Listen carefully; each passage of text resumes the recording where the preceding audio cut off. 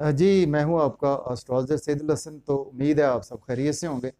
तो आज हमने बात करनी है जी कि सोलर एक्लिप्स, सूरज ग्रहण के हवाले से बात करनी है कि सूरज ग्रहण कब होने जा रहा है और हमें किन चीज़ों के हवाले से केयरफुल होना है, और ये आपके कौन सी आपको रेमेडीज़ करनी चाहिए, और सूरज ग्रहण कब होगा और किन सूरतों में सूरज ग्रहण होता है। तो आया कि इसके असरात मुल्क पाकिस्तान में होंगे या कि नहीं होंगे, यही हमारा आज का टॉपिक है। तो टॉपिक को स्टार्ट करने से पहले अगर आप चैनल पर नए हैं तो चैनल को सब्सक्राइब ज़रूर कर दें। सूरज ग्रहण, सूरज ग्रहण 20 अप्रैल 2023 सुबह ऑलमोस्ट पाकिस्तान में जो टाइम होगा 7:30 से लेकर ऑलमोस्ट दोपहर दिन 1 बजे तक सूरज ग्रहण का वक्त है। तो सूरज ग्रहण चूँकि पाकिस्तान में नज़र नहीं आएगा, बरे सगीर पाक व हिंद में नज़र नहीं आएगा, और सूरज ग्रहण ऑस्ट्रेलिया वाली साइड पर हो रहा है। सूरज ग्रहण किन सूरतों में होता है? सूरज ग्रहण को जो शेडोज सूरज ग्रहण लगाते हैं उसमें राहु और केतु, ये दोनों मूजब बनते हैं जी सूरज को ग्रहण लगाने का, और चांद को ग्रहण लगाने का भी यही दोनों ही मूजब बनते हैं। तो इस दफ़ा राहु की बारी है जी। राहु सूरज ग्रहण लगाने जा रहे हैं, और होगा किस साइन में जी? एरिस साइन में सूरज की प्लेसमेंट होगी, मून की प्लेसमेंट होगी, और राहु की प्लेसमेंट होगी, और मरकरी की प्लेसमेंट होगी। सूरज, राहु, मरकरी और स्यारा कमर, मून, चांद, जब सूरज ग्रहण होगा जिस दिन, उस दिन सूरज ऑलमोस्ट 5 डिग्री 30 मिनट पर होगा जब ये सूरज ग्रहण स्टार्ट होगा। और उसके साथ मून की प्लेसमेंट होगी आपको एरिस साइन में, उसके साथ राहु, चूँकि राहु की वजह से ग्रहण लगना है, और मरकरी की प्लेसमेंट भी होगी। और उससे बिल्कुल पिछले घर में पाइसिस साइन में 12वें घर में जुपिटर भी होगा। और जुपिटर ठीक 2 दिन बाद जुपिटर भी इधर ही आ रहा है एरिस साइन में। उससे अगले घर में मीन्स के दूसरे घर में टॉरस साइन में वीनस अपने ही घर में मौजूद है, और इसी तरह सैटर्न अपने 11वें घर में मौजूद है।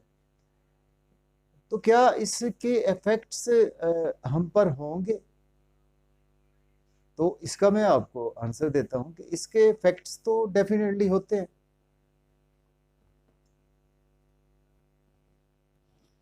जी। इफेक्ट्स तो डेफिनेटली होते हैं जी, चाहे ये ऑस्ट्रेलिया वाली साइड पे है, लेकिन चूंकि सूरज हमारी आत्मा है, सूरज हमारी सोल है, और चांद स्यारा कमर क्या है? चांद हमारा मन है, और मरकरी हमारा ब्रेन है। और राहु का काम है जी, राहु सूरज को, जिसको कहते हैं कि सूरज का मान सम्मान उसने खराब करना होता है राहु ने। सूरज क्या है? सूरज हमारी आत्मा है, हमारी ईगो है सूरज। तो इससे कौन से लोग ज्यादा एफ्लिक्टेड हो सकते हैं? इससे वो लोग बहुत ज्यादा एफ्लिक्टेड हो सकते हैं कि जो बहुत बड़े सरकारी ओहदों पर लोग हैं, जो बहुत बड़े, जिनके पास अथॉरिटी है, जिन लोगों के पास पूरी फैमिलीज की अथॉरिटी है, बड़े लोग हैं, जिन लोगों के पास कुछ बड़ी बड़ी ज़मीनों की अथॉरिटी है, जिन लोगों के पास बड़े बड़ी मिलों की अथॉरिटी है, जिन लोगों के पास उनके नीचे बहुत से वर्कर्स काम करते हैं। तो ये टाइम है कि ऐसे लोग जो बड़े बड़े सरकारी ओहदों पर फायज हैं, सपोज जैसे कोई भी हमारे बड़े ओहदे पर, जैसे कोई हमारा कोई भी, चाहे अपोजिशन लीडर है कोई, वो भी बड़े ओहदे पर है, अपोजिशन का लीडर है, उसको अपनी ईगो से बचना है। या कोई हमारे मुल्क के पाकिस्तान को हैंडल कर रहा है, किसी भी मुल्क को हैंडल कर रहा है, उनको अपनी ईगो से बचना है। अपने जो पावर है ना जी, अपने कंट्रोलिंग पावर है, उसका गलत इस्तेमाल नहीं करना चाहिए। बेसिक इसका ये मकसद है। सन हमारी ईगो है, हमारी आत्मा है। तो हमें राहु ने किसका मान सम्मान करना होता है जी? राहु ने करना है जी मान सम्मान सन का करना है। मून का तो करे होता है जब चांद ग्रहण होता है, तो मून का मान सम्मान राहु खराब करता है। इस वक्त सूरज का कर रहा है। तो ईगो किन लोगों के पास होती है जी? ईगो तो बहुत ज्यादा उन्हीं लोगों के पास होती है ना जिनके पास अथॉरिटी होती है। हमारे जैसे गरीब बंदे के पास तो ईगो क्या होनी। तो उन लोगों को बहुत ज्यादा केयरफुल रहना। बाकी ये है कि हाई अथॉरिटी लोगों को काफ़ी ज़्यादा इसमें इफेक्ट्स होते हैं इसके, या कंट्रोलिंग पावर जिसके पास ज़्यादा होती है। सपोज कि आपके घर में जिसकी कंट्रोलिंग पावर, आपके बड़े जो भी होते हैं जिनका नाम सम्मान, हमारे तो अक्सर घरों में जी कंट्रोलिंग पावर तो ऑलमोस्ट मिसिस को ही होती है ना, तो उनको भी अपने मान सम्मान, अपनी मर्यादा जो होती है ना, ईगो, उससे बचना चाहिए। एनी हाउ, यही मैं समझाने का मकसद ये था कि उन लोगों पर बहुत ज़्यादा इफेक्ट होते हैं, उनको अपनी ईगो को कंट्रोल रखना है, क्योंकि राहु ने आपकी ईगो को हिट करना है, यही सूरज ग्रहण है। तो इससे आपके कौन कौन से हाउसेस एफ्लिक्टेड हो सकते हैं, उसी पर हमने बात करनी है। बुर्जे हुमल से बुर्जे भूत तक, एरीज टू पाइसिस, और इससे आप देख सकते हैं अपने मून साइन से देख सकते हैं, अपने असेंडेंट साइन से देख सकते हैं, क्योंकि दोनों से ही आपको इसकी प्रेडिक्शंस थ्रू वैदिक एस्ट्रोलॉजी से इसको आप देख सकते हैं। तो ये है हमारा आज का टॉपिक। तो स्टार्ट करते हैं जी एरीज से बुर्जे हुमल के जी। आज आपके फर्स्ट हाउस में सूरज ग्रहण होने जा रहा है।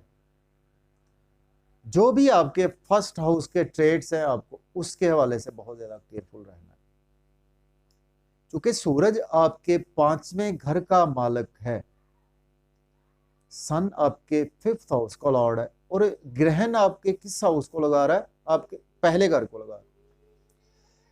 आपको इन्वेस्टमेंट, कोई नया काम शुरू करने में बहुत ज्यादा एहतियात से काम लेना है, और अपनी हेल्थ का बहुत ज्यादा ख्याल करना है, आपको अपनी पर्सनैलिटी का बहुत ज्यादा ख्याल करना है।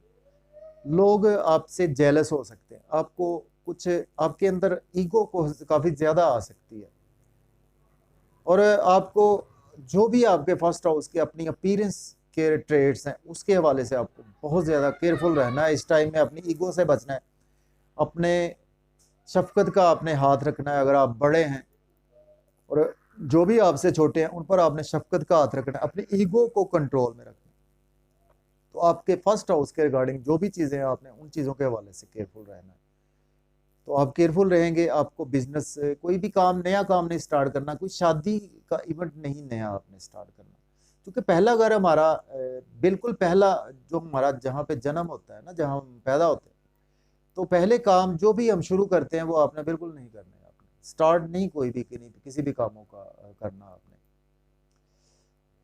ठीक है। आपकी अपीयरेंस खराब हो सकती है, लोग आपका नाम है खराब कर सकते हैं, आपके दुश्मन आपसे जेलस हो सकते हैं, आपके लोग आपसे जेलस हो सकते हैं। इन्हीं चीज़ों के हवाले से आपको केयरफुल काफ़ी ज़्यादा रहना है, और उस दिन तक रहना है।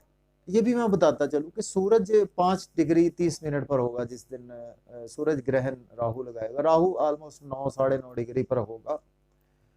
तो जब तक सूरज सन राहु की डिग्री को क्रॉस नहीं कर लेते, कि हम सभी जानते हैं कि राहु उल्टा चलता है ना, बकरी। तो राहु इस वक्त आ रहा है जी, राहु तो वापस आ रहा है पाइसिस साइन की तरफ आ रहा है ना, और जबकि सन आगे जा रहा है टॉरस साइन की तरफ। इसको हमने डिग्री वाइज 8 से 10 दिन जो है वो, इन चीज़ों को हमने काफ़ी ज़्यादा केयरफुली लेना है इन चीज़ों को। तो मैं उम्मीद करता हूँ कि एरीज वालों को समझ आ गई होगी, आपको इन चीज़ों के हवाले से काफ़ी ज़्यादा केयरफुल रहना, जब तक सन राहु की डिग्री को क्रॉस नहीं कर लेते, उस दिन तक आपको, अगले 7 से 8-9 दिन बनेंगे, आपको काफ़ी ज़्यादा अपनी इन चीज़ों के हवाले से केयरफुल रहना है। अब बात करेंगे टॉरस बुर्जे सौर वालों के जी। आपके 12वां घर एफ्लिक्टेड होगा, चौथे घर का मालक होगा, और आपके 12वें घर में सूरज ग्रहण होगा। खर्चे आपके सगाई हाई हो सकते हैं, आपको खर्चों पर कंट्रोल रखना है, आप नजरे बद का शिकार हो सकते हैं। कोई भी एब्रॉड से जुड़ा काम करते हैं उसमें बहुत ज्यादा एहतियात से काम लें, और नींद आपकी डिस्टर्ब हो सकती है, आपकी कुछ अगले कुछ 8 से 9 दिन नींद के इश्यूज आपको हो सकते हैं, आपको कुछ साइकोलॉजिकल इशू हो सकते हैं, आपको कुछ बिजनेस में इन्वेस्टमेंट ध्यान से करना होगा, आपका जो रनिंग बिजनेस है उसमें इंपोर्ट एक्सपोर्ट में बहुत ज़्यादा ध्यान से काम लेना होगा। 12वें घर के हवाले से आपको बहुत ज़्यादा अगले 8 से 10 दिन भी केयर रखनी होगी। अब बात करेंगे जेमिनी बुर्ज 14 वालों के लिए। आपका 11वां घर एफ्लिक्टेड होगा, 11वें घर में आपके सूरज ग्रहण होगा, तो आपको बड़े बहन भाइयों की केयर करनी होगी, अपनी ईगो पर कंट्रोल रखना होगा, अपने हाई अथॉरिटी के हवाले से आपके काम रुक जाएंगे, आपके बड़े बहन भाइयों से आपको अगर सपोर्ट मिल रही थी वो रुक जाएंगी, इनकम में आपकी थोड़ी सी फ्लैक्चुएशन आना शुरू हो जाएगी, इनकम कम होना शुरू हो जाएगी आपकी, दोस्तों से आपके कुछ रिलेशन ख़राब होना शुरू हो जाएंगे। तो आर्गूमेंट ना करें, इन चीज़ों की आप केयर करें। सोर्स के इनकम के सोर्स के हवाले से केयरफुल रहें। कोई बिजनेस में इन्वेस्टमेंट ध्यान से करें, ठीक है। गवर्नमेंट से ध्यान से आप पेश आएँ, उनसे ध्यान से कामों के साथ सर अंजाम दें। अब बात करेंगे कैंसर बुर्ज सरतान वालों का जी, आपका 10वां घर अफेक्टेड होगा, तो आपको 10वें घर के रिगार्डिंग जितने उसके ट्रेड्स हैं उनकी आपको केयर करनी है। आपको केयर करनी है अपने जॉब और कैरियर की। आपके जॉब और कैरियर में अपने सीनियर्स, आपकी हो सकता है कि प्रमोशन होते होते वो उसमें डिले आ जाए, रुक जाए, आप जॉब के लिए अप्लाई करें, आपको जॉब ही ना मिले। तो आप इन चीज़ों के हवाले से मेंटली प्रिपेयर होकर इन कामों को करें। तो जॉब में सीनियर अगर आपकी जॉब चल रही है तो उसको स्विच ऑफ ना करें आप जॉब को। कोलीग्स के साथ आपके रिलेशन बिगड़ सकते हैं, आपसे के सोशल सर्कल में आपके रिलेशन बिगड़ सकते हैं, आपके पब्लिक से रिलेशन बिगड़ सकते हैं। जो भी 10वें घर की हमारी ट्रेड्स है ना जी, आपको उन चीज़ों के हवाले से केयरफुल रहना होगा आपको। इसका अब बात करेंगे लियो की बुर्ज असद वालों के, आपके ये 9वें घर में होगा जी आपको। तो आपको बहुत ज़्यादा केयर करनी होगी, कुछ अपने फादर की केयर करनी होगी आपको आपकी लक उतनी फेवर में नहीं रहेगी आपको कुछ अब्रॉड से आप सपोज अप्लाई करते जा रहे हैं, कुछ अब्रॉड के हवाले से आपके कामों में डिले आना शुरू हो जाएगा।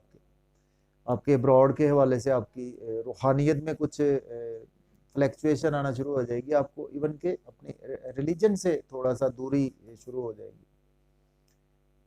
तो इन चीज़ों के हवाले से आपको केयरफुल भी रहना है। अब बात करेंगे वर्गो वालों के। वर्गो वालों का जी आपके 8वें घर में होगा, 8वां घर एफ्लिक्टेड होगा। 8वें घर में आपके जी सूरज ग्रहण होगा, तो आपको बहुत ज़्यादा केयरफुल रहना है अपनी हेल्थ के हवाले से, आपको केयरफुल रहना है अपने लॉज के हवाले से, केयरफुल रहना है। सडन इवेंट्स हो सकते हैं आपके साथ, डेथ हाउस है 8वां घर हमारा, ध्यान से सफ़र ध्यान से करें, लड़ाई झगड़ा किसी से ना करें, इन्वेस्टमेंट ध्यान से करें, अकल्ट्स में ध्यान से काम लें, ठीक है ना। 8वें घर के जो ट्रेड्स हैं, पैसा किसी को उधार ना दें, इनके वाले से केयरफुल रहना। अब बात करेंगे लिब्रा वालों का 7वां घर एफ्लिक्टेड होगा, आपने केयरफुल रहना है अपने स्पाउस से कोई आर्गूमेंट बिल्कुल नहीं करने आपने। पहले ही हम तो डरते हैं, अब करके फिर कहाँ जाना है। नई शादी का बिल्कुल नहीं सोचना। जो बड़ा बच्चा है, सबसे बड़ा है आपके घर में, उससे के साथ कोई आर्गूमेंट नहीं करने आपने। बिजनेस में इन्वेस्टमेंट नहीं करनी, पब्लिक से आर्गूमेंट नहीं करने, बिजनेस पार्टनर से आर्गूमेंट नहीं करने, इन्वेस्टमेंट नहीं करनी कोई भी आपने। शादी का तो बिल्कुल नहीं सोचना, कोई इवेंट नहीं ऐसा रखना। अब बात करेंगे स्कॉर्पियो की। स्कॉर्पियो वालों का 6ठा घर एफ्लिक्टेड होगा, हेल्थ की केयर करें, डेली वर्क खराब हो जाएगा आपका, कोर्ट कचहरी में आप थे वो मजीद तूल पकड़ लेंगे आपके मामला, आपके डेली इनकम कम हो जाएगी आपकी। एनिमीज से बचें, जो आपके सामने आपके फ्रंट फुट पर एनिमीज हैं उनसे बचें। लोन बिल्कुल ना लें, अखराजात पर कंट्रोल रखें। अब सेजिटेरियस की बात करते हैं। सेजिटेरियस वालों का 5वां घर आपका एफ्लिक्टेड होगा, बच्चों की केयर करें, मोहब्बत के मामलात में ज़्यादा ना उलझें, स्टॉक एक्सचेंज में इन्वेस्ट ना करें, क्रिप्टो करेंसी में इन्वेस्टमेंट ना करें, लॉटरी बिल्कुल ना लें। एक्टर हैं तो आप ध्यान से एक्टिंग करें, रीटेक आपके ज़्यादा हो जाएंगे, फिल्म आपकी हिट नहीं होगी, फिल्म रिलीज ना होने दें इस टाइम में, अगले 8 से 10 दिन, ठीक है ना। अब बात करेंगे सेजिटेरियस वालों की, सॉरी अपना कैप्रिकॉर्न वालों की। कैप्रिकॉर्न वालों का 4था घर एफ्लिक्टेड होगा आपका, मदर से आपके रिलेशन खराब हो जाएंगे, आपके प्रॉपर्टी के तनाज़ात बढ़ जाएंगे, पेरेंटल प्रॉपर्टी के तनाज़ात बढ़ जाएंगे, फैमिली में आपका मेंटल पीस खराब हो जाएगा, फैमिली में लड़ाई झगड़ा शुरू हो सकता है। अपनी ईगो पर कंट्रोल रखें, अपने गुस्से पर कंट्रोल रखें, आपका मेंटल पीस खराब हो सकता है। अस्तगफार दुरूद पाक पढ़े। एक्वेरियस वालों का, बुर्ज दल वालों का 3rd हाउस एफ्लिक्टेड होगा, शॉर्ट जर्नीज ध्यान से करें, छोटे बहन भाइयों से आर्गूमेंट ना करें, नेबर से आर्गूमेंट ना करें, आप इलेक्ट्रॉनिक मीडिया में कोई आर्गूमेंट ना करें, जर्नलिस्ट हैं तो ध्यान से इंटरव्यू लें किसी का,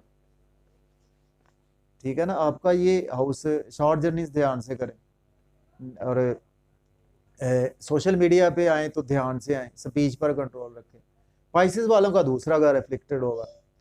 फैमिली की केयर करें, खाने पीने में एहतियात से काम लें, सेविंग को बचा कर रखें, प्रॉपर्टी बिल्कुल ना बेचें, गले का ख्याल करें, अपने दांतों का ख्याल करें, ठीक है ना। खाने पीने में एहतियात से काम लें, हेल्दी डाइट खाएं। तो ये घर हमारे एफ्लिक्टेड हो सकते हैं सूरज ग्रहण से। तो अगले 8 से 10 दिन, जब तक सूरज डिग्री क्रॉस नहीं कर लेता, राहु से आगे नहीं निकल जाता ना डिग्री वाइज, तो इतने दिन हमें केयरफुल रहना होता है। तो मैं उम्मीद करता हूँ कि मेरा टॉपिक आपको पसंद आया होगा। तो रेमेडीज यही है कि आपको अपनी ईगो पर कंट्रोल रखना है, और आपको कोशिश करनी है अपने फादर की रिस्पेक्ट करनी है, अपनी मदर की रिस्पेक्ट करनी है। चंद्र भी होगा, मून भी होगा, अपने ब्रेन को ज़रा सही तरह से यूटिलाइज करना है अपने, और गंदम का सदका और सफ़ेद आटे का सदका ये ज़रूर करें, ठीक है जी। तो इजाज़त दें जी, अपना ख्याल रखें, अल्लाह हाफ़िज़।